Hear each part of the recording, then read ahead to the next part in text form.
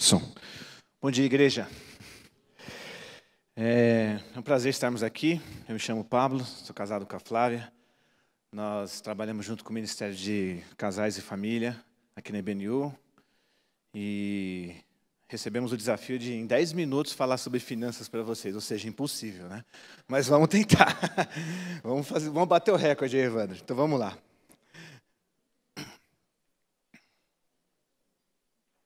Toca para mim, André, que não está rolando. Agora vai? Aí. Dinheiro na mão sem vendaval, gente.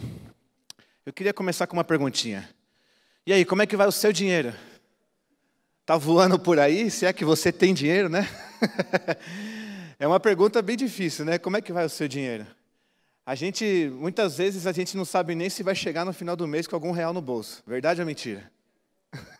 Algumas pessoas deram risada, né? Mas é uma pergunta difícil porque envolve uma sabedoria tremenda para você saber o quanto que você ganha, o quanto que você administra, se é que você vai conseguir pagar todas as contas até o final do mês, né? E aí chega no final do ano, fala assim, está dando graças a Deus que chegou a hora de receber o 13º para quitar as dívidas, né? Essa é uma rotina que tem acontecido bastante nas nossas famílias, né? Só que eu queria começar analisando uma palavrinha, aquela que está em letra maiúscula ali, o seu, esse pronome aí possessivo, né? Meu dinheiro, né? O dinheiro da Flávia, o seu dinheiro, o seu dinheiro. Será que o dinheiro é meu mesmo?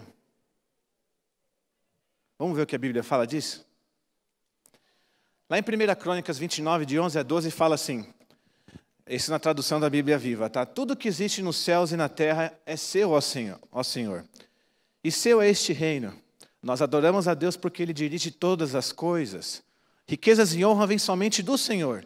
E Ele é o governador de toda a humanidade. Sua mão controla a força e poder. E é por sua vontade que os homens se tornam importantes e recebem força. Na Bíblia Viva, tá? Ou seja, pessoal, irmãos, aqui a gente já vê o primeiro contraste. Se tudo que está no céu e na terra é do Senhor, inclusive o nosso dinheiro é do Senhor. Então não é só aqueles 10% ou aquela oferta que você entrega conforme você sente no coração e os outros 90 e tantos por cento é seu. Na economia de Deus não existe isso. 100% de tudo que está na sua mão é de Deus. O seu carro é de Deus. A sua casa é de Deus, sua família é de Deus. Inclusive, o seu dinheiro também é de Deus. E é justamente esse ponto que nós queríamos discorrer através de três ideias muito importantes que eu queria passar para os irmãos. O primeiro conceito, sobre mordomia. Quando a gente pensa a palavra mordomia, geralmente vem vem o que na nossa cabeça? Regalia, a pessoa que vive na mordomia, né? Que tem dinheiro, que tem certos privilégios que outras pessoas não têm, tem a vida mansa. Só que no dicionário nós temos duas definições para a palavra mordomia. Uma é essa, que é o que o povo mais gosta de falar. Aquela pessoa vive na mordomia, né? Só que tem uma segunda definição, que é a definição que é utilizada também na palavra de Deus, que é o quê? A pessoa que administra algo de uma outra pessoa. Ou seja, é um responsável por administrar os bens de um terceiro. É um gerente, é um administrador. É aquela pessoa que vai pegar os seus bens e tratar como se fosse dele, com excelência, com profissionalismo, com dedicação, ok? E quando a gente parte para essa análise da mordomia para o lado de ser o administrador, a gente tem esses 2 versículos de exemplo, por exemplo, em Salmo 115, 16. Os mais altos céus pertencem ao Senhor, mas a terra Ele a confiou ao homem.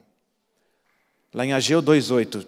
Tanto a prata quanto o ouro me pertencem, declara o Senhor dos exércitos.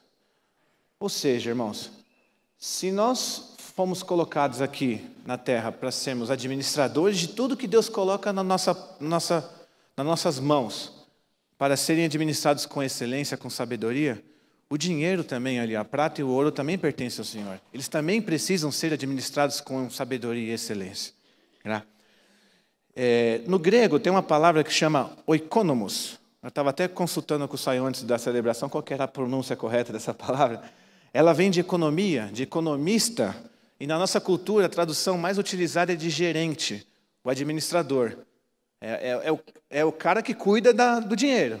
Né? Então, ou seja, essa já é primeiro contraste do que a gente pode dizer sobre mordomia. Mordomia não é aquele cara que passa bem, que tem certos privilégios. Mordomia é o ato do mordomado, é a pessoa que vai administrar o seu dinheiro. E quando Deus colocou nós aqui na terra para administrarmos tudo que nós temos aqui, inclusive o nosso dinheiro, essa é uma das principais funções nossas aqui. Tá? Nós temos mais 2 pontos. O segundo ponto vai ser falado pela Flávia. Som? Bom dia. Outro ponto importante que vale a pena ressaltar, para que a gente pense no dinheiro sem pegar mal, é o contentamento. Você é contente com o que você tem, com a vida que você leva, com aquilo que você conseguiu até agora, mesmo diante das dificuldades?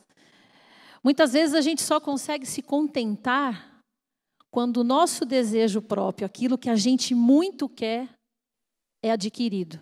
Aí você fala, agora eu estou contente. Comprei a casa nova, comprei o carro novo, consegui um trabalho novo, agora eu estou feliz.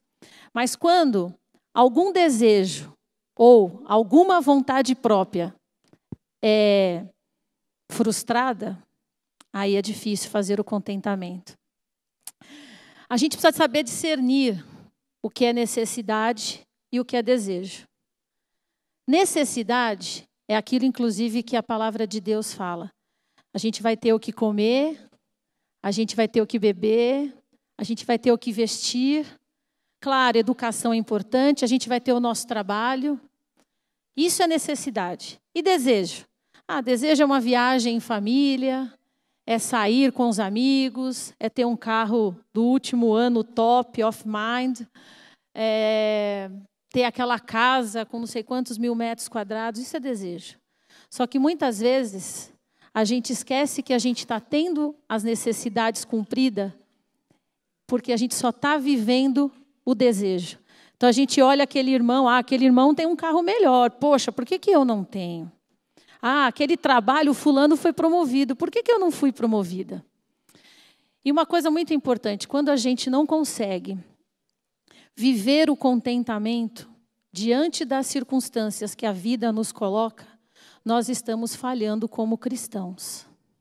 Por quê? A Bíblia nos mostra que nós devemos ter contentamento em toda e qualquer circunstância. O apóstolo Paulo escreveu a carta de Filipos e ele colocou: não estou dizendo isso porque esteja necessitado, pois aprendi a adaptar-me a toda e qualquer circunstância. Sei o que é passar necessidade e sei o que é ter fartura. Aprendi o segredo de viver contente em toda e qualquer situação. Seja bem alimentado, seja com fome, tendo muito ou passando necessidade. Ou seja, nós temos um contraste do que a gente tem vivido, o que a gente deveria viver, com o que o mundo prega e com o que realmente o apóstolo Paulo escreveu. E o contentamento verdadeiro, como para nós, para cada um de nós, só vai existir no momento em que nós conseguirmos ter uma intimidade com Deus. Deus é o único que pode conhecer o nosso coração, o nosso íntimo. Então, no momento em que você está lá na sua casa, no seu quarto, como ensina a Bíblia, né? Entre no seu quarto, em secreto, e você rasga o seu coração a Deus, dizendo: Senhor, eu desejo isso, eu quero isso.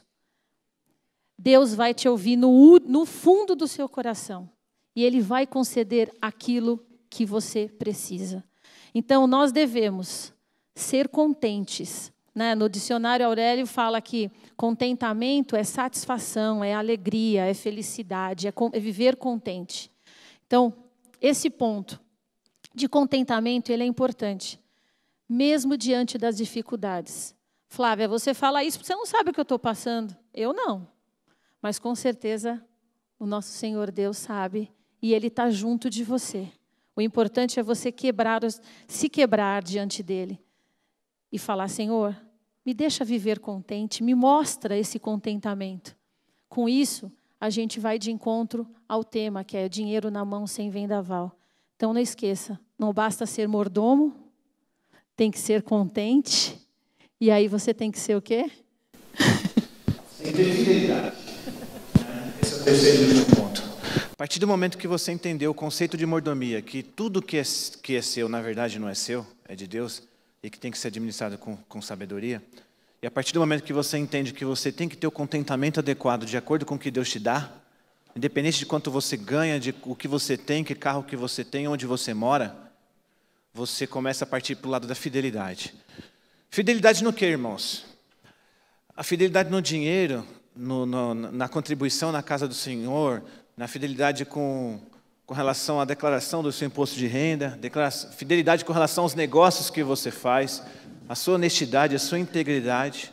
Você começa a chamar a atenção das pessoas pelo jeito com que você trata tudo na sua vida. As pessoas vão começar a te enxergar que você realmente é diferente. Não é? Então, tem um versículo em Lucas 16, 10 e 11. Quem é fiel no pouco também é fiel no muito. E quem é desonesto no pouco também é desonesto no muito. Assim, se vocês não forem dignos de confiança em lidar com as riquezas deste mundo ímpio, quem lhes confiará as verdadeiras riquezas? Esse versículo é bastante pesado, gente. Muitas vezes nós passamos por ele, nós vamos lendo, só que aqui tem uma cobrança muito forte, né?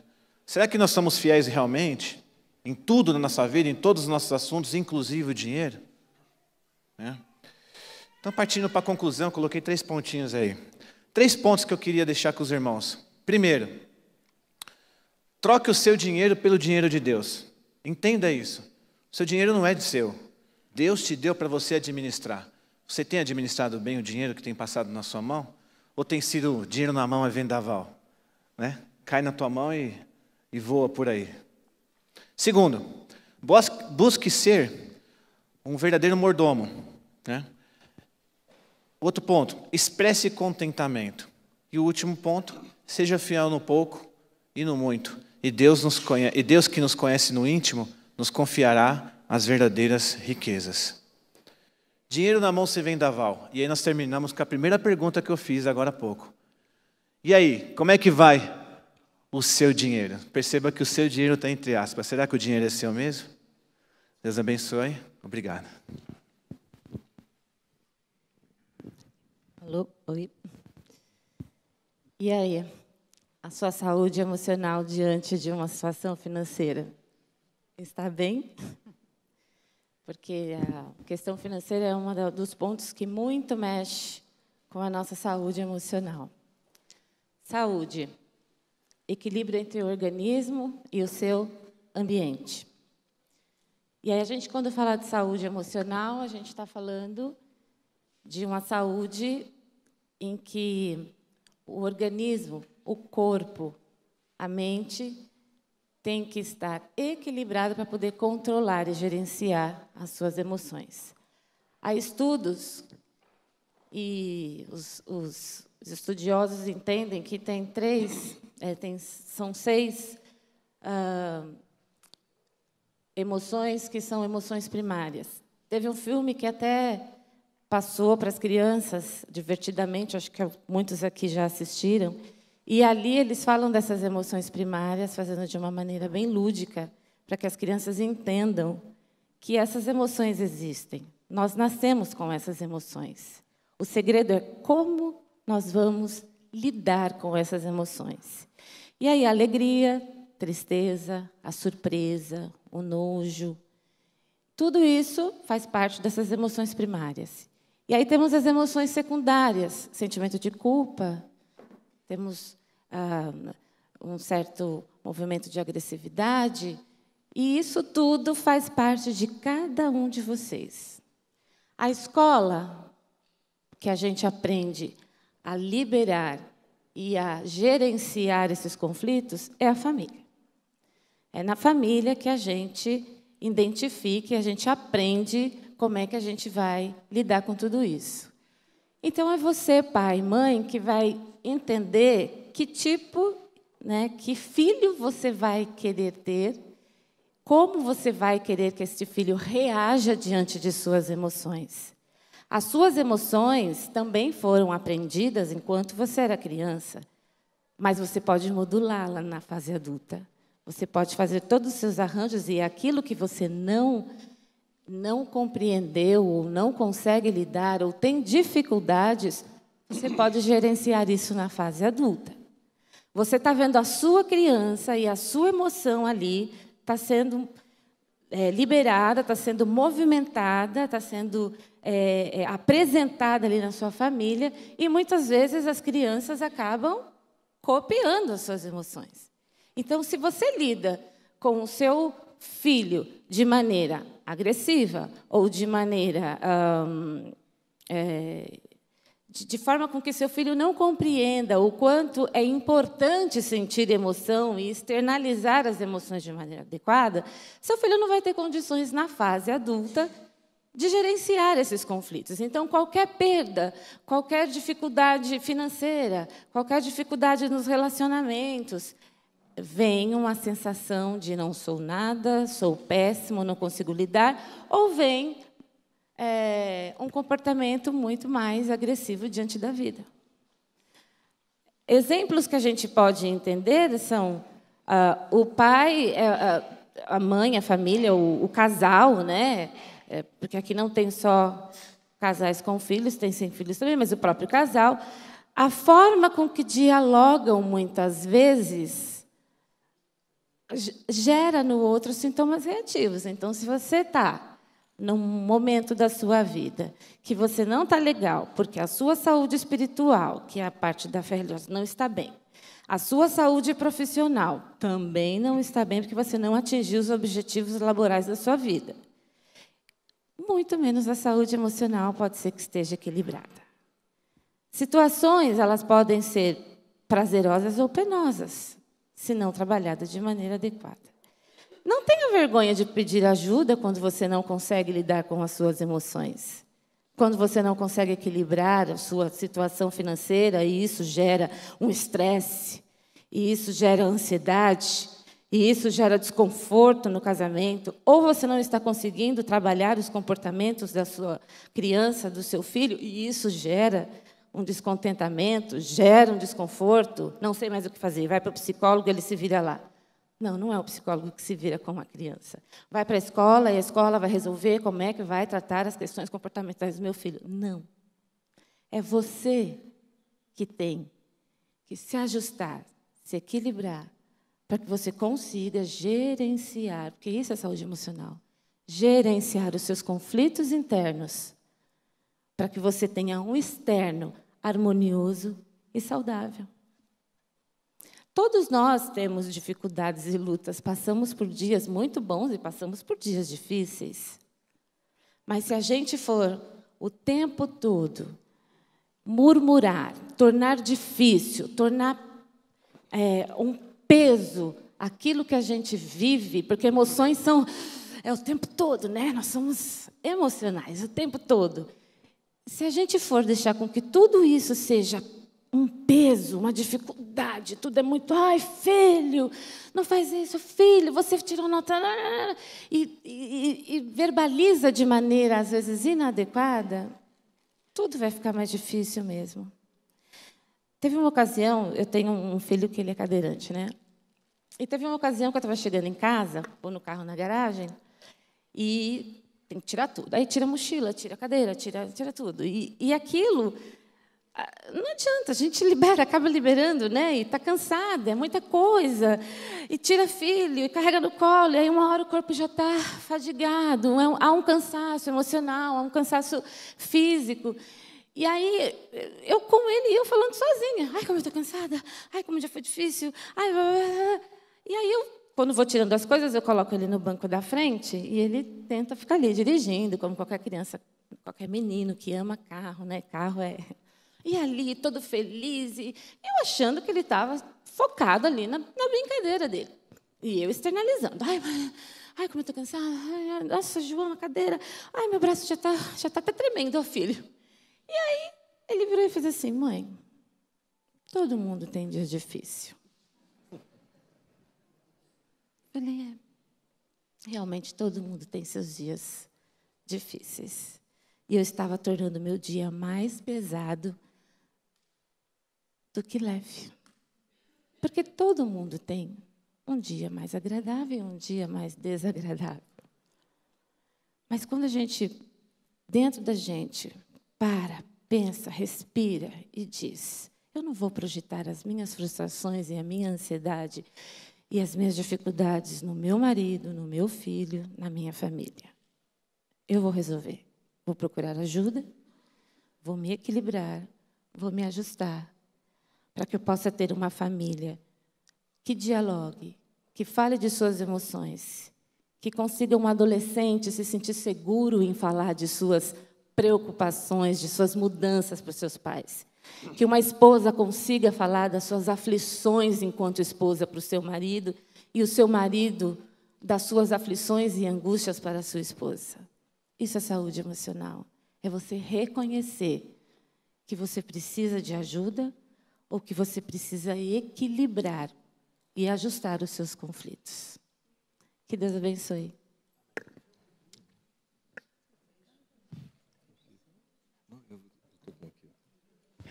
Olá, gente, bom dia. Boa palavra, esse bate-papo aqui tá bom, hein? Gente, mês passado a gente estudou sobre esse texto, falando sobre sal e falando sobre luz.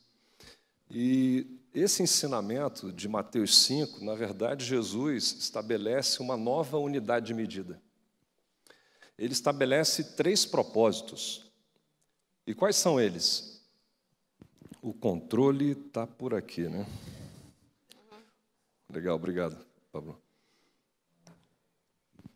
Vocês são sal da terra, é o primeiro.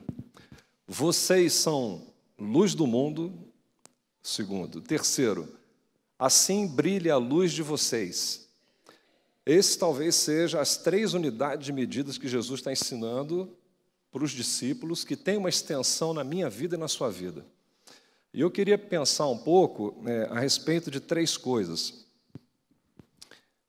Influência, coragem e conduta. Para mim, são os 3 elementos que a gente compõe a interação com a sociedade. Que sociedade é essa que vivemos? Qual é a fotografia da sociedade que eu e você vivemos diariamente, na educação, no trabalho, na relação com os amigos? Nós vivemos uma sociedade de relacionamentos totalmente fragilizados, sem raízes. Relacionamentos que são baseados na aquisição, na conduta, no interesse. Esse é o jogo do mercado. A sociedade propõe um caminho e o Evangelho propõe um outro caminho. Eu conversava com meu filho, fazendo uma pesquisa com ele, e perguntei, Natan, quantos cristãos tem na sua classe? Eu. Quantos cristãos que você sabe que tem a sua escola com 2.000 alunos? Ele parou, pensou e falou, pai, tem uma menina da Universal do Reino de Deus. E eu e a minha irmã, mas eu não conheço mais ninguém. O que a gente percebe é que tem muito mais gente que não é cristã no nosso círculo. No seu prédio, quantos cristãos tem lá? No seu bairro, que você conhece, que você vai lá, você lembra? A sugestão do texto de Jesus é o seguinte, vocês devem ser influência fora do saleiro. As relações que Deus está permitindo que você tenha no trabalho, na escola, no círculo de amizade, na rua, com os amigos, com os clientes, com os fornecedores, é uma proposta, é um caminho do quê? Você influenciar. Mas como é que a gente influencia, Evandro, numa sociedade tão complicada, tão bipolar, mantendo a fé constante? Seus atos vão falar muito mais do que as suas palavras. Essa é uma sugestão para a gente pensar nessa manhã. Por quê?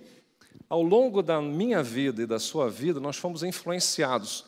Quer ver como você foi influenciado? Quem não foi influenciado pelos ensinamentos de Jesus, pelas parábolas de Jesus? Quem foi?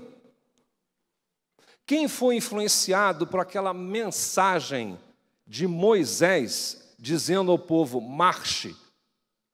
Quem já ouviu? Quem viu essa cena e gravou na mente e no coração e nunca esqueceu? Quem foi influenciado pela relação próxima de Paulo e Timóteo? Um zelo, cara, mantenha a fé. Quem não foi influenciado pela sua mãe? Pelos tios? Aquela pessoa que te deu uma Bíblia, que você leu desesperadamente, falou, cara, eu quero isso aqui para mim. Nós somos, ora, influenciadores e ora, influenciados. Esse é o nosso papel na sociedade. O que a gente propõe para a gente pensar um pouco é que esse sal fora do saleiro é você agindo.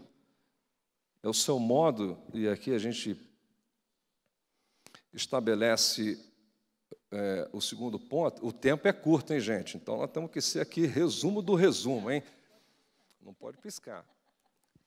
Mas que a gente tem que gravar. Oi, som. O segundo ponto é a coragem. Se a gente for estudar essa questão do texto bíblico, o pastor Luiz fez isso aqui muito bem no mês passado, a coragem faz parte da vida do cristão. Porque para enfrentar um sistema, para enfrentar pessoas, para enfrentar organizações, e você manter-se fiel à sua tábua de valores, aos princípios que você acredita, você tem que ter coragem. E o que é coragem de uma maneira ampla e talvez específica na vida do cristão? É fazer o que é certo e resistir. A nossa luta diária se consiste o tempo todo tentar fazer o que é certo e resistir. Resistir. Resistir a quê? A tudo aquilo que vem contra o que é certo. Eu cheguei em São Paulo em 1995. Em 1997, eu era diretor estatutário de uma multinacional. Eu tinha 30 anos. Com 6 meses de liderança no cargo, vem o tesoureiro e fala, aqui está um dossiê. Eu pergunto, mas o que é dossiê? É o seguinte, você tem que entregar o diretor-geral da empresa, porque ele está roubando a empresa. Eu falei, eu? Eu falei, como assim? Ele falou, não, eu estou acompanhando ele há uns 2 anos, está aqui o dossiê, obrigado, saiu da minha sala. Como é que você faz isso com um garoto de 30 anos, sem saber o que é certo? O que eu faço? Eu fiquei desesperado. Eu fiquei 7 dias com aquele documento, o que eu faço com isso? Até um dia que eu tive coragem, muito mais por Deus do que por mim. E liguei para o auditor em Miami, talvez, enfim, a história terminou. Mas é que, durante um tempo, aqueles 7 dias foram de angústia. O que eu faço com esse documento? Mas não fui eu que fiz isso. Eu não tenho nada a ver com isso. É lógico que tem. Porque você tem que ter a coragem de fazer o que é certo, porque você é discípulo de Jesus Cristo. Esse é o grande desafio. E o terceiro ponto, gente, caminhando aqui para o final, brilhe a luz de vocês. Jesus está dizendo o seguinte, brilhe. Brilhe aonde? Onde você está. No trabalho, na escola, nas relações humanas que você tem, lá no trabalho, com os amigos, no pequeno grupo, na sua relação com o cliente, na sua relação com a sua sogra, na relação, benção, né? Na relação com a sua mãe. O pessoal gostou, Sayão. Brilhe. Por quê? Não posso ser incoerente. Esse é o grande desafio de ser discípulo de Jesus. Você não pode ser incoerente. Ou você rasga a parte da Bíblia e come e deixa de lado, você tem que ser integral. Ser fora do saleiro é também ter uma conduta adequada. A maneira de viver é o que eu expresso aqui nesse pequeno pedaço de texto. E a gente caminha para o fechamento com a seguinte reflexão. Qual é a reflexão? A influência é o modo de agir. É a maneira como você age. 2, coragem. é o modo de como você faz as coisas. 3, conduta, é a minha maneira de viver. Como é que eu me conduzo, como é que eu me relaciono com organizações, com pessoas, com os meus filhos, com a minha esposa. A família, gente, quando ela sofre, a sociedade sofre. A família, quando a família está fragilizada, a sociedade está fragilizada. O que nós precisamos refletir, talvez começar a pensar, é que eu faço parte disso aí. Eu sou um agente de mudança através da minha família. Eu consigo influenciar, eu consigo estabelecer um modo de fazer o que é certo. E terceiro, eu reflito Cristo todo o tempo todo. E quando eu digo eu reflito Cristo, com as minhas limitações, apesar de mim, com os meus enganos, com aquilo que eu penso que estou certo, porque sou pecador e dependo muito mais da graça divina de Deus, mas eu não posso abrir a mão do que a promessa que está no texto. Qual é a promessa? As boas obras. E para que boas obras? É claro, porque se eu influencio, se eu tenho coragem de fazer o que é certo, se eu tenho uma conduta que espelha Jesus Cristo, eu glorifico a quem? A Deus. E essa é a essência desse texto. Aqui fala o aprendiz, obrigado pelo tempo. Pastor Luiz, se eu cometi alguma falha no texto, depois eu puxo minha orelha. Que Deus abençoe vocês. Famílias fortes têm condição de se relacionar com a sociedade, influenciando, tendo coragem e uma conduta adequada. Que Deus abençoe vocês. Bom dia. Foi pedido para mim que a gente conversasse um pouquinho sobre a geração Z ou os adolescentes. Eu sei que tem sido um desafio para a família lidar com filhos adolescentes, assim como tem sido um desafio para a família de Deus, que somos nós aqui na Terra, lidar com os adolescentes também da família de Deus. E por que tem sido um desafio tão grande? Primeiro, porque a gente não entende o que está acontecendo com eles. E por que a gente não entende? A gente não entende porque é uma adolescência muito diferente da nossa adolescência. A minha já foi há muito tempo. Talvez a sua não tenha sido há tanto tempo assim, mas a gente percebe que isso tem mudado em 2, 3 anos, muda completamente. Então, é uma adolescência muito diferente da nossa. A adolescência é a fase do desenvolvimento humano mais influenciada pela cultura. E a cultura que a gente vive hoje, com tantas variáveis, é uma cultura muito diferente do que a gente tinha há 5 anos atrás. Principalmente com o advento da internet, da tecnologia, isso tem influenciado demais, influenciado a tal ponto que a gente tem um fenômeno hoje que a gente chama de adolescência estendida, ou os adultescentes. Né? Quando eu fui adolescente, a adolescência durava 3 anos. Tudo bem que faz muito tempo. Hoje em dia, eles dizem que a adolescência dura, né? Eles dizem assim, os estudiosos, dos 10, 11 anos até os 25.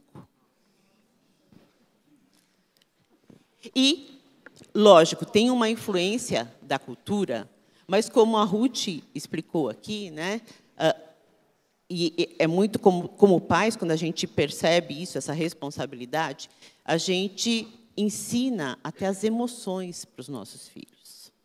E, apesar de você achar que você não tem mais influência nenhuma sobre o seu filho, que é só a cultura que tem influência sobre ele, eu quero te dizer que a família, os pais, ainda têm muita, mas muita influência sobre os adolescentes, para o bem ou para o mal.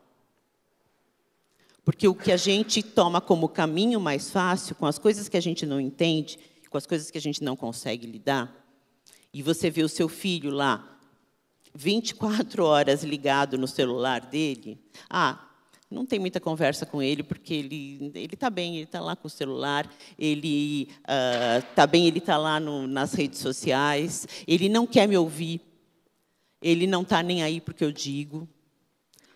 E a minha pergunta para você é, será que ele não está buscando nas amizades virtuais, que é muito pior, nas redes sociais. Essa busca que a gente vê que o adolescente tem hoje, muito adulto também tem, tá? Mas pelos likes, pelo que ele posta, pelo que ele faz. Será que ele não está usando esse caminho porque ele não tem o seu like em casa? Porque ele não tem o seu ouvido em casa? Ele não tem o seu olhar? Eu sei que não é fácil lidar com filhos adolescentes. Eu já passei pela adolescência de 3, né? Hoje são jovens adultos, até passaram já dos 25, então já não são mais adolescentes. E eu sei que não é fácil. Mas eles precisam, mais do que nunca, nessa fase da adolescência, né? Do nosso olhar, da nossa acolhida, do nosso ouvido. Ah, mas ele não fala. Eu sei que muitas vezes a gente tem que, né, de saca-rolho, e você pergunta, né, fora a expressão facial, que você não sabe se eles estão gostando, se eles não estão gostando. E você sabe que até essa questão da expressão facial que os adolescentes estão perdendo é devido à tecnologia. Porque eles expressam pelos emojis, eles expressam com fotos, gente, isso é estudado por uma pesquisadora do MIT. Eles estão perdendo, porque quando você olha e fala, não, mas eles todos têm cara de paisagem. É verdade, às vezes a gente não sabe. Ontem eu estava falando para adolescentes numa igreja e eu não sabia se eles estavam gostando ou não estavam gostando, se eles estavam curtindo, não estavam curtindo, porque não tinha nem a cara de não gostei, nem a cara de ai, que legal. Mas cabe a nós, assim como cabe às emoções, ensinar isso para os nossos adolescentes. Ter tempo de qualidade com eles. Né? Dedicar tempo. Ah, mas o meu filho, ele quer... Eu acho muito legal quando eu vejo pais indo para shows de rock com os filhos. Né? Eu acho muito legal quando eu vejo pais assistindo a série da Netflix com os filhos. Porque é um momento de estar junto e de conversar e de ver que... E quando eu digo acolhida, gente, e ouvido para eles, né, não é que você vai passar a mão na cabeça e assinar embaixo de tudo que ele faz. Até porque uma das grandes dificuldades que a gente vê com pais de adolescentes, né, é que o pai quer ser muito amigo e esquece de ser pai. E não é isso o que a palavra nos diz. Nós temos que ser pais, e pais sempre. Ah, mas eu tenho medo de perder o afeto do meu filho. Esse afeto você vai construindo sendo pai. E não sendo amigo. Mas é importante estar junto, é importante acompanhá-los, é importante entender o que eles estão ouvindo, o que eles estão vendo, para a gente poder ter essa empatia com eles. Eu digo que ser adolescente hoje é muito mais difícil do que ser adolescente na minha geração. Ser adolescente cristão, então, hoje, é muito mais difícil do que ser adolescente cristão na minha geração. Do que ser adolescente cristão há 3 anos atrás. A cultura, além dela ter uma grande influência, ela tem muitos canais hoje. Né, o que a gente tinha na minha geração? Você tinha a TV e o telefone, né, o telefone fixo. E olhe lá. Hoje em dia, a cultura está constantemente, eu digo que eles estão mergulhados num caldo. E cabe a nós entendê-los, né? Cabe a nós entender a cultura em que eles vivem, para podermos dialogar com eles. Cabe à igreja, como família de Deus, acolhê-los e entendê-los também. A gente é muito rápido, né, em apontar o dedo e criticar os nossos adolescentes. Mas a gente esquece que, além de tudo isso que está acontecendo, da cultura, da influência que eles têm de tudo que tem aí externo, eles estão numa busca pela identidade deles. Eles ainda não sabem quem eles são. Você tem aquele filho adolescente, de repente ele é criança, e de repente ele quer tomar atitudes de adulto. E uma coisa que a gente faz muitas vezes, né, sempre eu digo, pai e mãe erram tentando acertar, é exigir deles um comportamento de adulto, quando eles ainda são adolescentes. Então, o que eu quero deixar para vocês hoje, né, é difícil a gente tentar explicar tudo o que acontece na cultura deles nesses 10 minutos, mas que você procure entender o que o seu filho adolescente está vivendo. Que você, a gente estava falando de ser luz, né? Que você seja a luz na sua família, que você seja a luz para os seus filhos adolescentes, para os seus filhos adultescentes, porque é disso que eles precisam. Obrigada.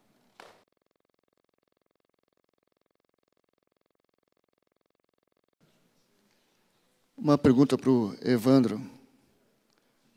A salvação é individual, mas nosso posicionamento cristão causa consequências a outras pessoas queridas. Existe algum limite de conduta cristã?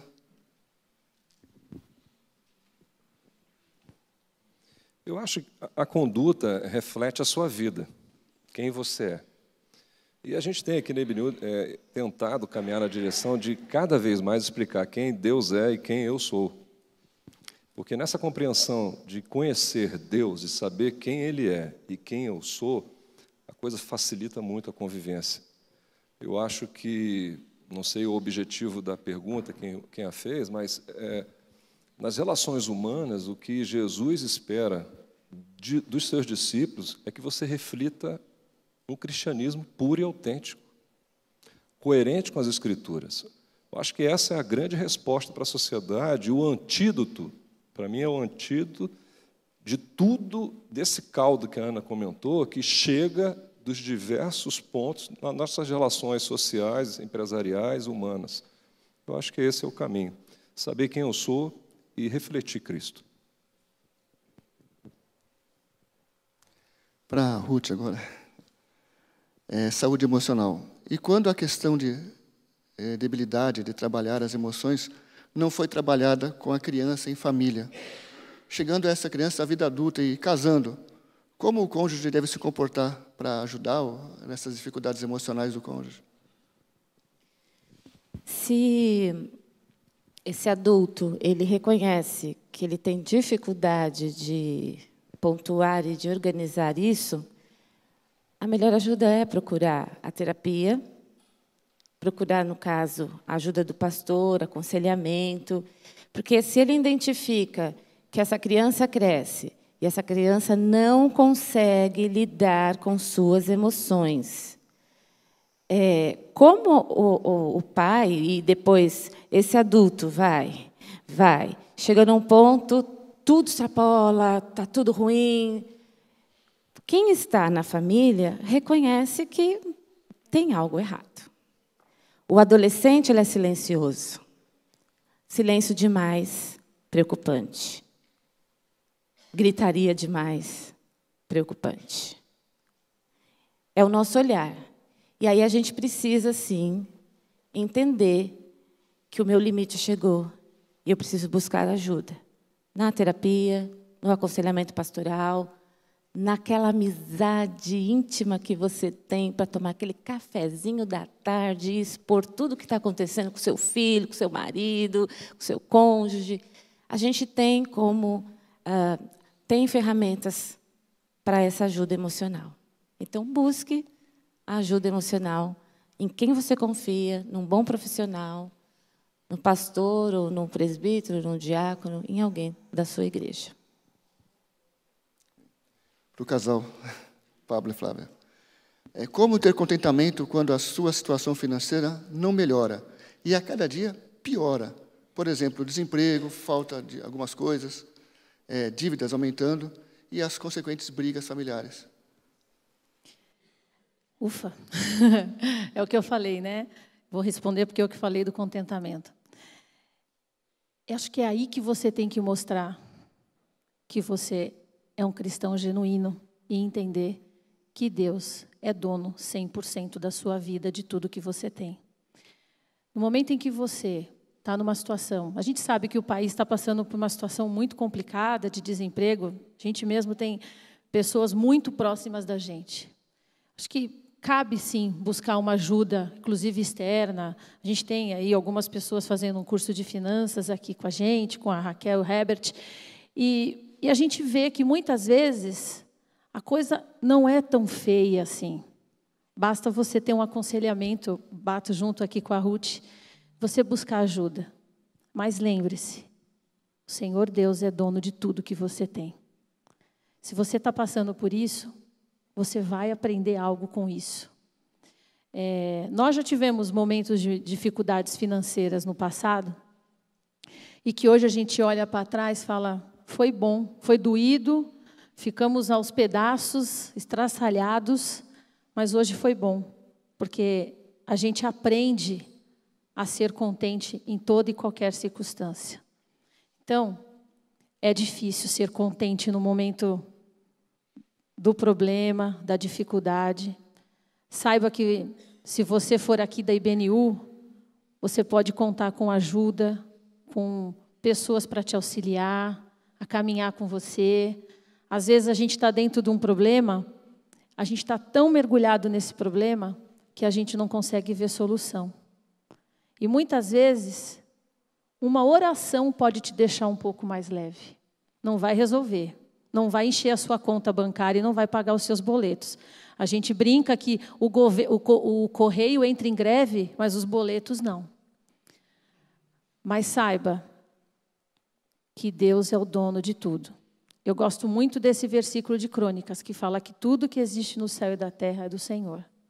Ele dirige todas as coisas. Fala, poxa, mas podia ser um pouquinho diferente, podia ser mais leve. Mas saiba, queridos, que quando isso passar, você vai sair muito mais forte.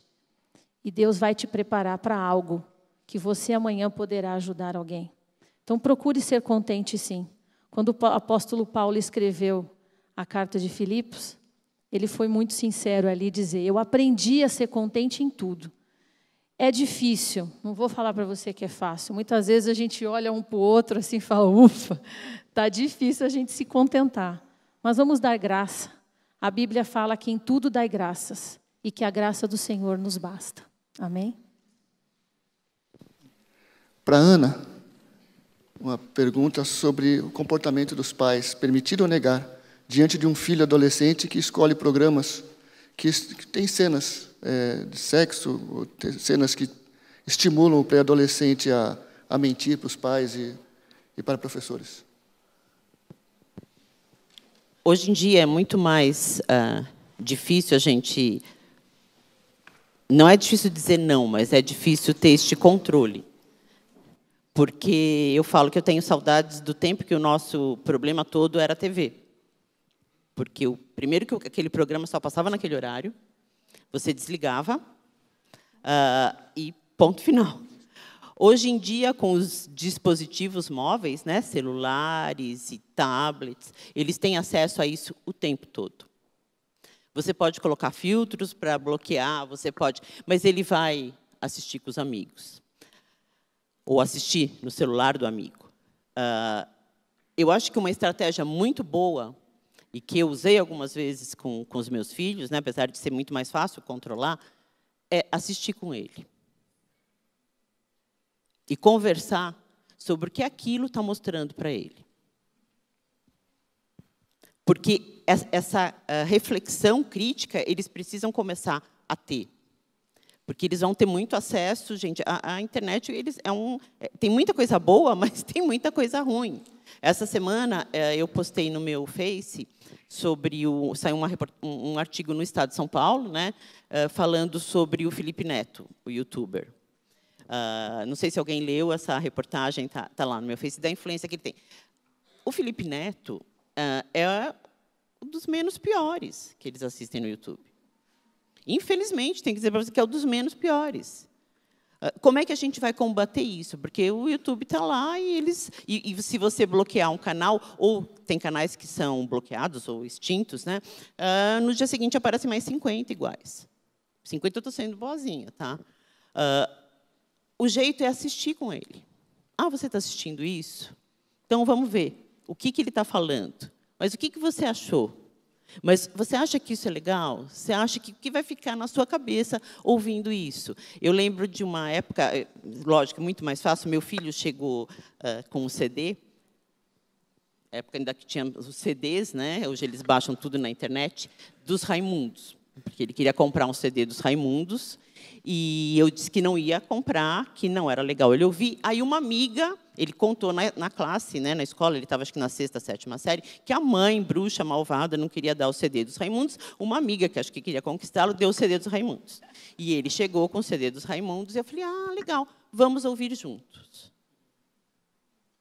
Como assim? Não, vamos ouvir, eu quero ouvir, porque eu acho que não é legal. Você acha que é? Vamos ver que conclusão a gente chega. Aí pusemos o CD, e aí ele falou assim, não, mãe, a primeira pula, porque a primeira... Eu falei assim, não, vamos ouvir a primeira.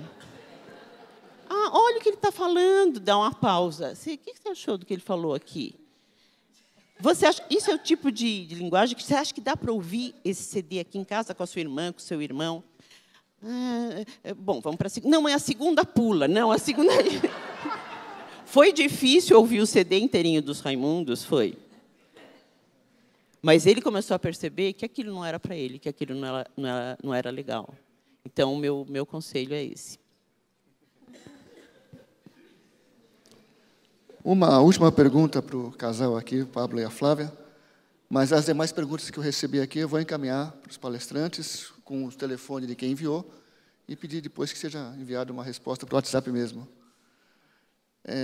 Pablo, o padrão do mordomo satisfeito e fiel no mundo capitalista,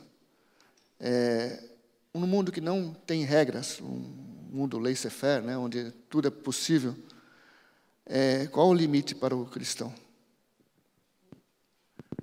É difícil essa pergunta. Mas eu acredito que é como o Evandro falou, né? A gente tem que ser o sal fora do saleiro, a gente tem que influenciar e não ser influenciado. Eu acho que eu me incluo nessa, em alguns momentos eu sou influenciado e deixo de influenciar. Tem certas situações nos nossos empregos, nas nossas atividades curriculares, até mesmo dentro da igreja, às vezes nós somos influenciados ao invés de influenciar. E eu acho que tem certos momentos que nós temos que ser radicais. Falar, não vou fazer isso, pronto, acabou. Não custe o que custar, eu tenho que ser o sal fora do saleiro, eu tenho que espelhar a luz de Cristo para as pessoas. Nós temos que, e ser mordomo é isso, uma das partes de ser mordomo é isso, é você não se deixar, você não assimilar o que o mundo prega, o que é correto, né? A pergunta falou, esse mercado voraz que te engole, né? Eu não sei se os irmãos concordam, mas hoje em dia o certo é ser errado e o errado é ser certo. O negócio virou de ponta cabeça, né? E se você tenta ser o certo, você é o bobão, né? É o ET, né? No meio da galera, né? Eu trabalho numa empresa de tecnologia e um dos produtos que vem de lá é um produto que localiza o cliente que rouba energia. E nós temos alguns estados no Brasil que faz parte da cultura da pessoa que mora lá roubar energia. E quem não rouba é o tonto da rua. Aí eu falei, gente, como é que pode? Eu moro numa rua onde as 100 casas roubam energia, eu pago minha conta certinho, meu vizinho paga R$20, eu tenho que pagar 200. Né? E aí você fica pensando, pô, eu sou o tonto, né? Eu tenho que me adequar. E aí que é a minha resposta. Tem certas coisas que nós temos que ser radicais. É sim, sim, não, não dá para... Não tem um meio termo. Dependendo do momento, eu aceito essa situação. Quem tem intimidade com Deus sabe, na hora de tomar decisão, o Espírito Santo vem e fala no seu ouvido, fala, filhinho, é não, ou é sim, não tem meio termo. E esse que é o desafio, né? De ser o mordomo em todos os tempos, em todos os momentos, é o que eu penso.